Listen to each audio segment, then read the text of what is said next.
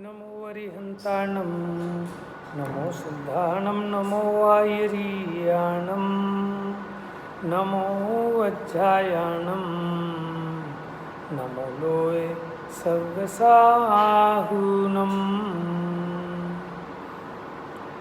मोक्षमार्गस्य नेतारं भेत्तारं कर्मभूभृतां ज्ञातारं विश्वतत्त्वानां वंदे तद्गुणलब्धये। कहीं भी कर सकते हो आप ये मंगलाचरण, क्योंकि हमने अनंत परमात्मा को याद किया। हाँ, मुख्यता उसी की है, लेकिन अब मंगलाचरण लंबा है इसलिए छोड़ा है। चलिए, चर्चा चल रही थी बादाम, निश्चय बादाम और व्यवहार बादाम। इससे स्पष्ट किया कि बिना निश्चय के व्यवहार की कोई वैल्यू नहीं है, ठीक है। और व्यवहार जब तक उसकी प्राप्ति ना हो, माने जब तक मिंगी का भोग ना करना हो, तब तक वो व्यवहार उसको सुरक्षा प्रदान करता है, उसका प्रतिपादन करता है, ठीक है। चर्चा ये चल रही थी कि जब व्यवहार ने निश्चय नय का प्रतिपादन किया तो निश्चय ने व्यवहार नय का निषेध क्यों कर देता है, और जब निषेध ही करना है तो जिनवाणी में इसकी स्थापना की ज़रूरत ही क्या थी, ठीक है। तो बादाम वाले उदाहरण से इन पॉइंट्स को स्पष्ट किया जा रहा था। Page number 50।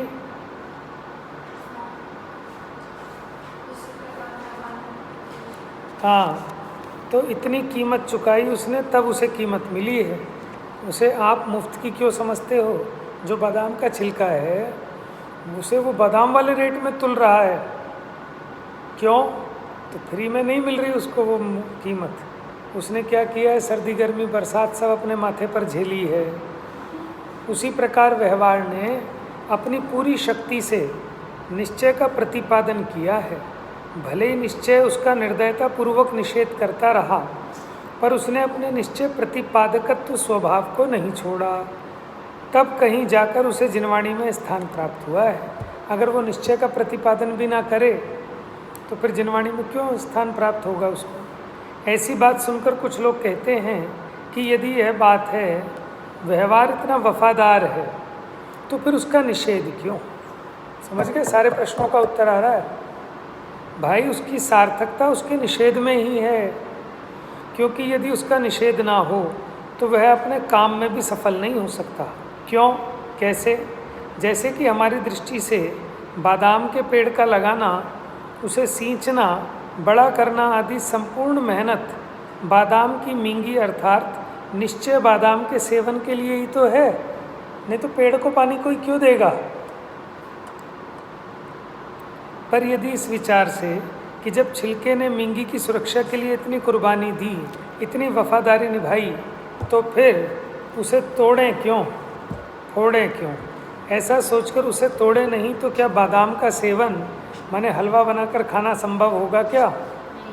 खाया आप लोगों ने कभी बादाम का हलवा? कहाँ? ऐसे थोड़ी कि हलवे में बादाम डल गए दो चार, इसे बादाम का हलवा नहीं कहते। हाँ, बादाम को पीस कर जैसे बेसन का हलवा होता है ऐसे, ठीक है। तो कहना क्या है कि हम जो पेड़ को पानी भी दे रहे हैं ना, उसका हमारा प्रयोजन क्या है कि हमें वो मिंगी चाहिए, ठीक है। तो व्यवहार का निरूपण भी, व्यवहार को स्थान भी इसलिए मिला क्योंकि उसी के द्वारा निश्चय की विषयभूत वस्तु का परिज्ञान किया और कराया जाता है।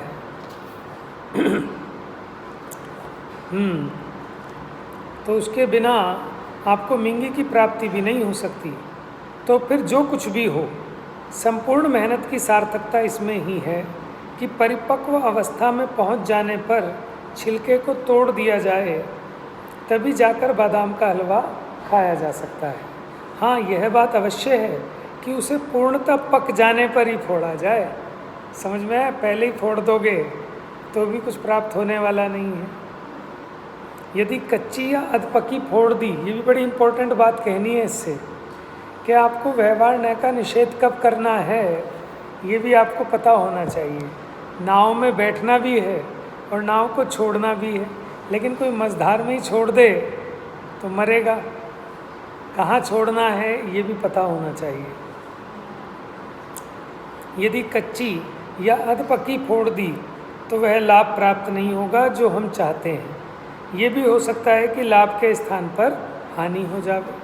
इसी प्रकार जिनवाणी और उसमें बताए मार्ग पर चलकर सुख शांति प्राप्त करने के उद्देश्य की प्राप्ति के लिए आवश्यक है कि बादाम के छिलके को तोड़ने के समान व्यवहार का भी निषेध करें, नहीं तो व्यवहार द्वारा प्रतिपादित निश्चय के विषयभूत अर्थ की प्राप्ति नहीं हो सकेगी। प्राप्ति को अंडरलाइन कर लो। प्रतिपादन तो हो गया, लेकिन प्राप्ति तो व्यवहार का निषेध करने पर ही होगी।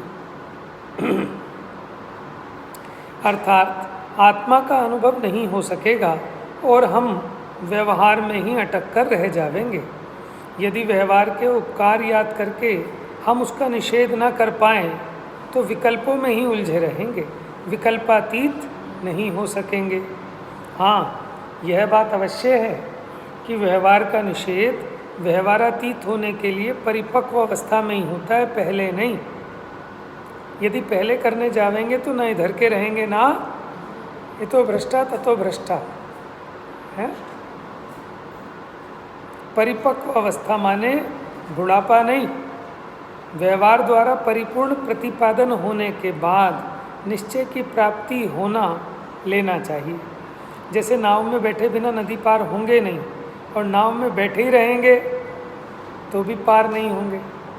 नाव में नहीं बैठेंगे तो रहेंगे इस पार, और नाव में बैठे रहेंगे तो रहेंगे मझधार। नदी पार करने के लिए नाव में बैठना भी होगा और नाव को छोड़ना भी होगा, माने उतरना भी होगा नाव में से।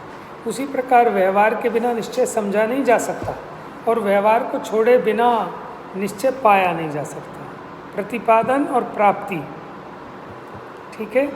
व्यवहार की स्थापना निश्चय के प्रतिपादन के लिए और उसका निषेध उसकी प्राप्ति के लिए। निश्चय को समझने के लिए व्यवहार को अपनाना होगा और निश्चय को पाने के लिए व्यवहार को छोड़ना होगा। दोनों बातों में अंतर समझ में आ रहा है। लेकिन ध्यान रहे, ऐसा ना हो कि नाव के उस पार पहुँचे बिना ही आप नाव को छोड़ दें, नाव से उतर जाएं। ऐसा हुआ तो समझिए नदी की धार में बहकर समुद्र में पहुँच जाएंगे। उसी प्रकार यदि व्यवहार द्वारा वस्तु का पूरा निर्णय किए बिना ही, निश्चय के किनारे पर पहुँचे बिना ही यदि आपने उस व्यवहार को छोड़ दिया तो निश्चय की प्राप्ति तो होगी नहीं, व्यवहार से भी भ्रष्ट हो जाओगे और संसार समुद्र में डूबने के अतिरिक्त कोई राह न रहेगी। जैसे एक उदाहरण दूँ, मोटा उदाहरण है, वो है ना, व्रत उपवास नियम संयम त्याग विराग अथाग लियो, फिर भी कुछ हाथ नहीं पड़ा। तो इसलिए अब क्या करें कि इस सारे व्यवहार का निषेध कर दो। तो व्यवहार का निषेध कब करना था? जब आपको आत्मा का स्वरूप समझ में आ जाए। आत्मा में गुप्त होने के लिए करना था। अब आत्मा की तो खबर नहीं हुई, आत्मा में गुप्त तो नहीं हो पाया, और जो इसके अवलंबन थे स्वाध्याय संयम तप उपवास आदि, उनका भी निषेध कर दिया।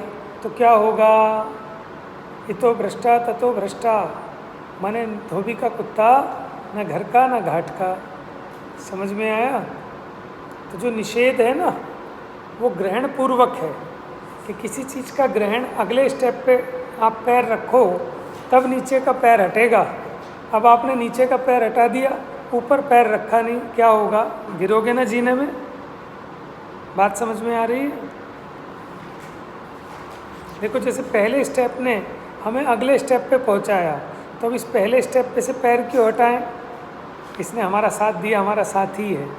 अरे भैया, वो साथी, उसकी सार्थकता इसी में है कि उसने आपको आगे पहुंचा दिया, उसको छोड़ के आगे बढ़ो।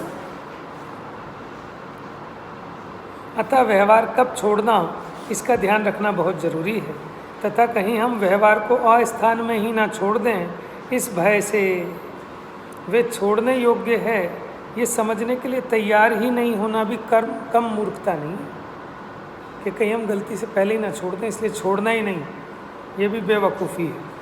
क्योंकि उस स्थिति में व्यवहार का निषेध ही है स्वभाव जिसका, ऐसे निश्चय का स्वरूप न समझ पाने के कारण उसके विषयभूत अर्थ की प्राप्ति कैसे होगी।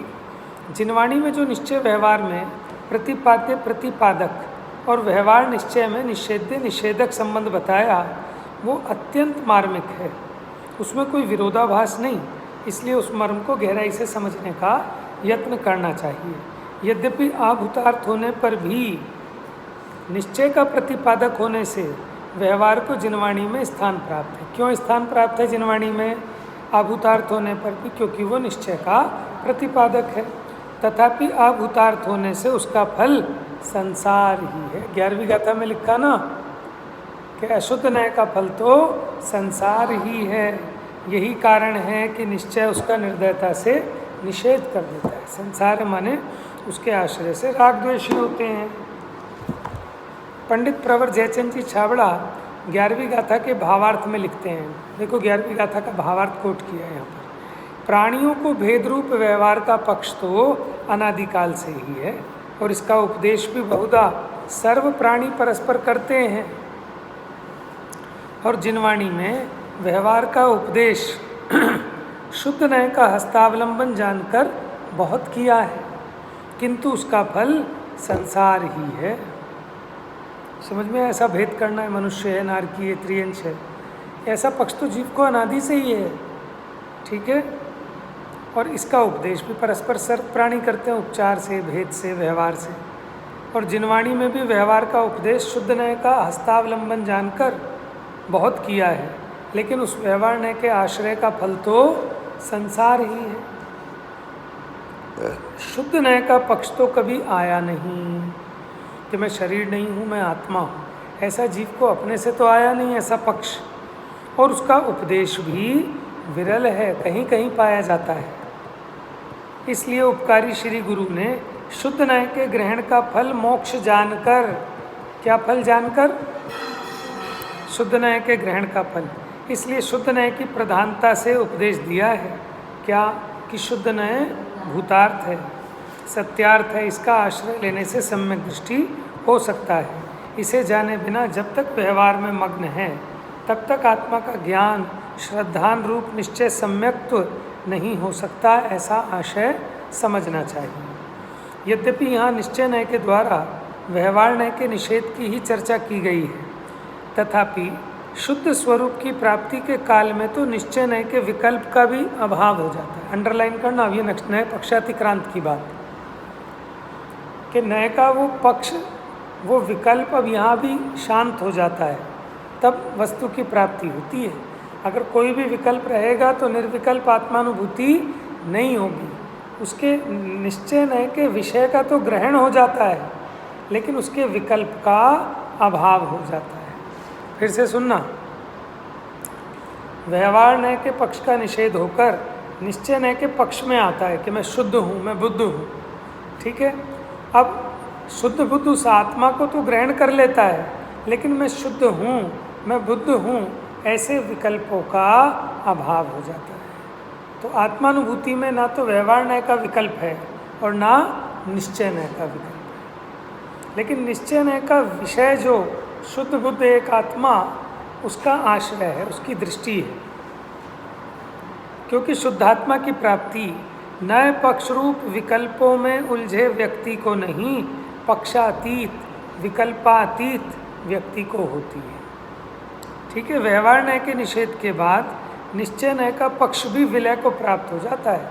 मैंने निश्चय न्याय का पक्ष खड़ा किया व्यवहार न्याय के निषेध के लिए। जैसे कोई व्यक्ति खड़ा हो जाता है ना कार्यकर्ताओं में, भैया सब बैठ जाओ, कोई शोर नहीं करेगा, बैठ जाओ बैठ जाओ, और वो ऐसे ही करता रहे तो शोर शांत होगा क्या? फिर उसको कहते भाई साहब आप भी बैठो। समझ में? और जो वक्ता है वो भी यही कहता रहे चुप रहो, बोलो मत, चुप रहो, तो वो भी डिस्टर्ब होगा। समझ में आया? बात समझ में आ रही है ना उदाहरण से? तो ऐसे ही निश्चय न्याय ने व्यवहार न्याय का निषेध किया निश्चय न्याय के विकल्प में, लेकिन विकल्प तो वो भी नहीं चाहिए। समझ में आया? जैसे पहले गुंडे परेशान करते थे तो पुलिस को बुलाया, अब पुलिस ही परेशान करने लगे रोज़, तो पुलिस को भी तो भगाना पड़ेगा कि नहीं पुलिस तो बहुत अच्छी है, इसने गुंडे को भगाया। ठीक है। तो फिर लोग पुलिस से भी परेशान हो जाते हैं, रोज़ रोज़ पुलिस आने बैठ जाए आपके घर, स्टेटमेंट लिखवाओ जी, ये बताओ जी आया तो नहीं, भैया माफ़ करो। समझ में आया? जैसे कोई गुंडा परेशान करता था, गवर्नमेंट ने सिक्योरिटी दी कि आप ये पुलिस वाला आपके साथ रहेगा, लेकिन वो भी तो हमारे लिए जेल हो गई एक तरह से, कि भले आपको वीआईपी सुरक्षा मिली लेकिन वो भी तो आप कैदी बन गए, उसकी मर्जी के बिना आप हिल नहीं सकते। देखो जो लोग घर में नौकर रखते हैं ना, है तो वो भी खुद नौकर हो जाते हैं उसके, माने उसके टाइम पे अवेलेबल रहना पड़ेगा, है कि कब आएगी बर्तन मांजने वाली तब आपको रहना पड़ेगा, उसकी भी चौकीदारी रखनी पड़ेगी, तो गुलामी हो जाती है उसकी भी। तो पराधीन सपने सुख नहीं, पराधीनता में सुख नहीं। खैर, यहाँ नए पक्षातिक्रांत की बात चली, तो समय सार की कथन शैली प्रकट पर चर्चा करते हुए जयचंद जी छाबड़ा लिखते हैं, इस ग्रंथ में पहले से ही व्यवहार न्याय को गौण करके, कौन से ग्रंथ में? समय सार जी में, कि पहले से ही व्यवहार न्याय को गौण करके शुद्ध न्याय को मुख्य करके कथन किया है। चैतन्य के परिणाम पर निमित्त से अनेक होते हैं, क्योंकि पर के निमित्त से तो राग रूप, द्वेष रूप अनेक प्रकार के होते हैं, उन सबको आचार्य देव पहले से ही गौण करते आए हैं और उन्होंने जीव को शुद्ध चैतन्य मात्र कहा है। इस प्रकार जीव पदार्थ को शुद्ध नित्य अभेद चैतन्य मात्र स्थापित करके अब कहते हैं कि जो इस शुद्ध न्याय का भी पक्षपात करेगा, अंडरलाइन कर लेना, कि जो इस शुद्ध न्याय का भी पक्षपात करेगा वह भी उस शुद्ध स्वरूप के स्वाद को प्राप्त नहीं करेगा। लिख लो, एक क्वेश्चन तो लिख लो।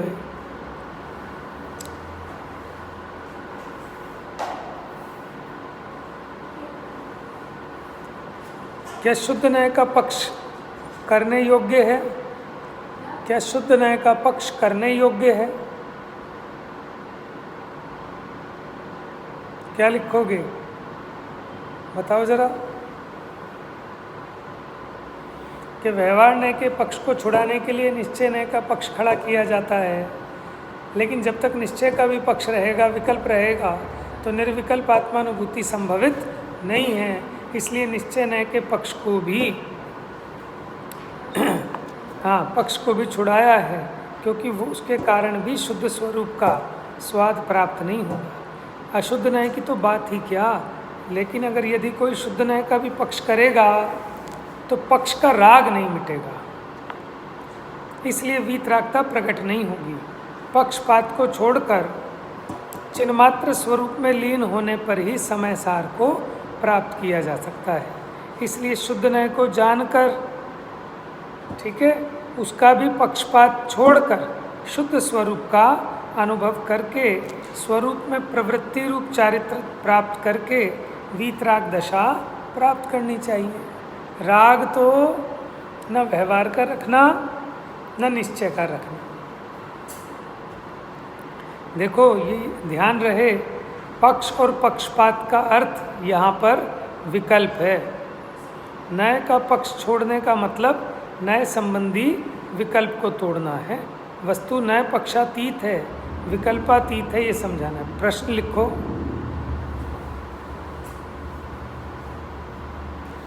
न्याय का पक्ष छोड़ने से क्या अभिप्राय है? न्याय का पक्ष छोड़ने से क्या अभिप्राय है? समय सार की 142वीं गाथा में आत्मा को पक्षातिक्रांत कहा। ये देखो, ये हम छोड़ देते हैं, हम पढ़ चुके हैं ना। पक्षातिक्रांत कैसे कहा? एक न्याय का पक्ष है कि जीव में कर्मबद्ध है, और दूसरा न्याय का पक्ष ये है कि जीव में कर्मबद्ध नहीं है, कर्म बंधे नहीं है। लेकिन ये तो उभय न्यायों का पक्षपात है। पक्षपात से रहित तत्ववेदी जो जन हैं, उनको तो यह जीव सदा चैतन्य रूप है। जिसने कहा कि आत्मा में कर्म बंधे नहीं हैं, उसने व्यवहार न्याय के पक्ष का तो अतिक्रम किया, लेकिन निश्चय न्याय के पक्ष का अतिक्रम तो किया नहीं। ठीक है, तो वो समय सार को प्राप्त नहीं करता।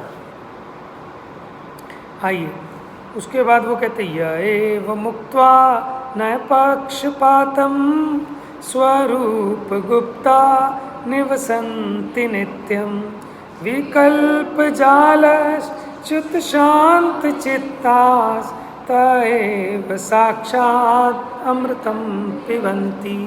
कि जो नए पक्षपात को छोड़कर स्वरूप में गुप्त होकर निवास करते हैं, उनके चित्त से विकल्प जाल शांत हो गया वे ही साक्षात अमृत का पान करते हैं। ये इम्पोर्टेंट गाथा भी है। नए चक्र में कहा कि नयों का प्रयोग कब करना? विकल्पात्मक भूमिका में तत्वों का निर्णय करने के लिए ही होता है, आत्मा आराधना के समय नहीं। प्रश्न लिखिए।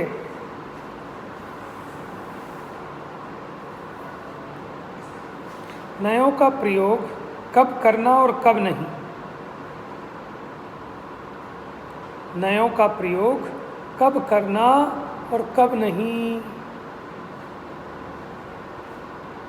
गाथा भी बताऊं? गाथा याद कर लेना, अच्छी गाथा है। पढ़ें गाथा। तच्चाणे सण काले, बोलिए, लिखा है इसमें, यानी तत्व अन्वेषण के काल में समयम बुज्जे ही जुत्तिमग्गेण, बुज्जे ही माने जानना चाहिए, समयम माने आत्मा को, युक्ति मार्ग से। युक्ति मार्ग क्या है? निश्चय व्यवहार से। नोआराहण समय पच्चखो अनुभवो जम्हा, आराधना के समय में विकल्प नहीं करना, वहाँ तो क्या करना? प्रत्यक्ष अनुभव करना चाहिए। समझ में आया? ये गाथा रहस्यपूर्ण चिट्ठी में पंडित टोडरमल जी ने भी कोट की है। ये द्रव्य स्वभाव प्रकाशक नए चक्र की गाथा है, 268 नंबर की, याद कर लेना। तत्व अन्वेषण काल में माने जब वस्तु के स्वरूप का निर्णय करना हो तो निश्चय व्यवहार नयों के द्वारा उसका निर्णय करना।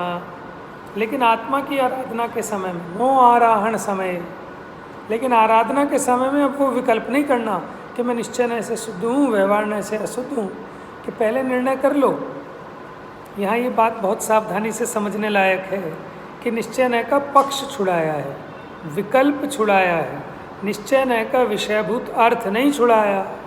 निश्चय नय जिस शुद्ध बुद्ध एक आत्मा को दिखाता है वो तो दृष्टि का विषय रहता है। अंडरलाइन कर लेना कि विकल्प छुड़ाया है, उसका विषय नहीं छुड़ाया।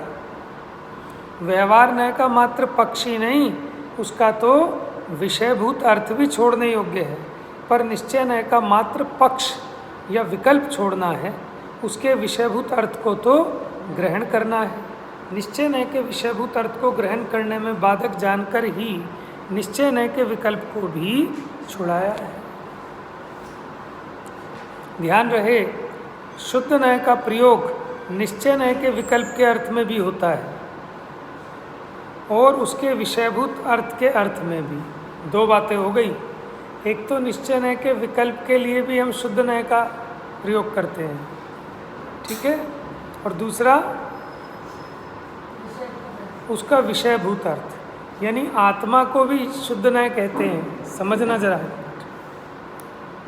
शुद्ध नय का विषय क्या है? शुद्धात्मा, और शुद्ध नय का विकल्प, तो शुद्ध नय के विकल्प को भी शुद्ध नय कहते हैं और शुद्ध नय के विषय को भी शुद्ध नय कहते हैं। तो किसको छोड़ना? शुद्ध नय के विषय को छोड़ना कि शुद्ध नय के विकल्प को छोड़ना? प्रश्न लिख लो। शुद्ध नय के विकल्प को त्याग कराया है या उसके विषय का त्याग कराया है?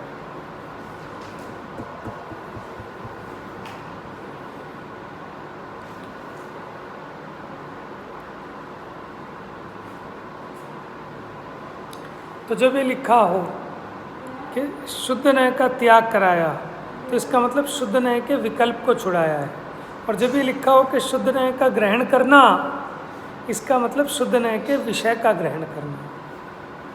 प्रश्न क्या था बता दो भाई? शुद्ध नय के विकल्प, शुद्ध नय के विकल्प यानी पक्ष का त्याग कराया है या शुद्ध नय के विषय का त्याग कराया है? बताओ, अंतर समझ में आ रहा है? शुद्ध नय का विकल्प तो राग गर्भित है, लेकिन शुद्ध नय का विषय तो आत्मा है, उसका तो ग्रहण करना है। लिख लिया? शुद्ध नय के विकल्प का त्याग कराया है या उसके विषय का त्याग कराया है? अन्वेषण, खोज, पड़ताल।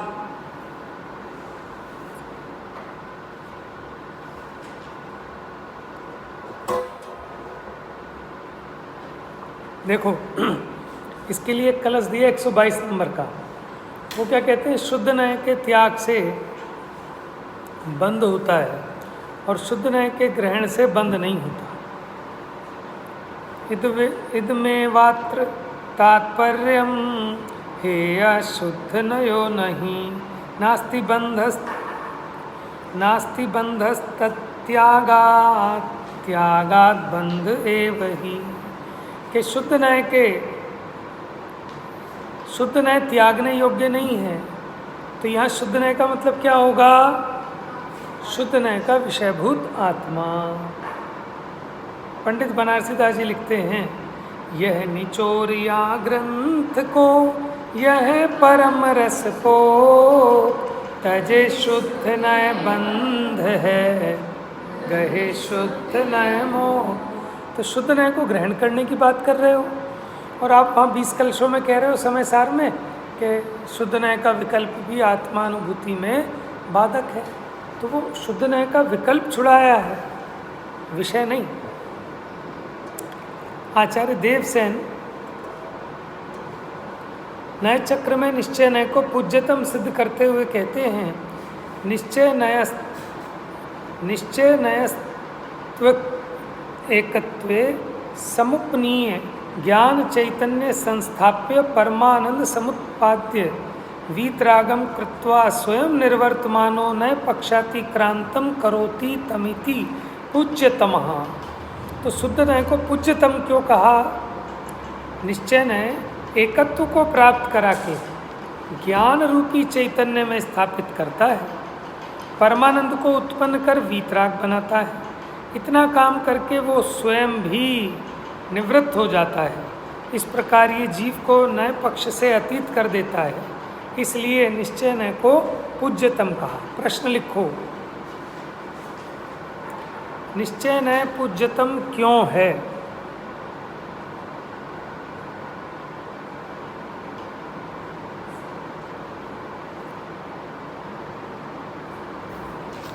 और देखिए,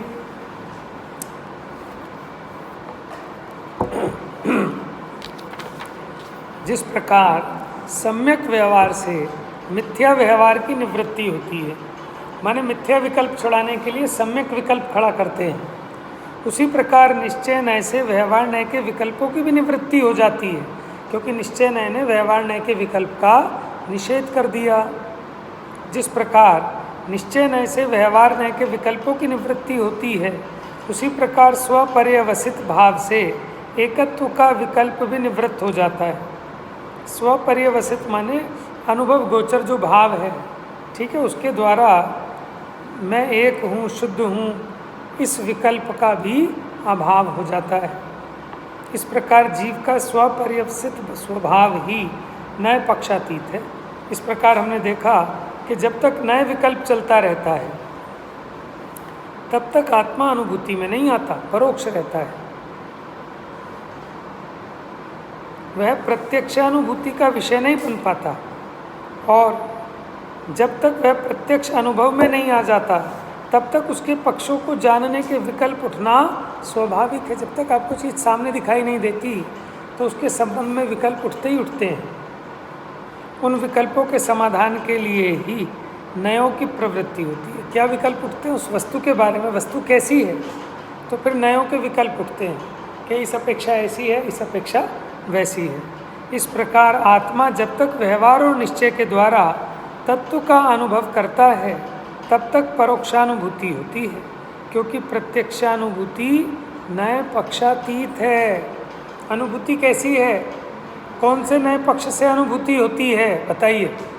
किसी भी नए पक्ष से नहीं, नए पक्षातीत होने पर आत्मानुभूति होती है। ठीक है, कौन से नए के पक्ष से आत्मानुभूति होती है? लिखो, कौन से नए के पक्ष से आत्मानुभूति होती है?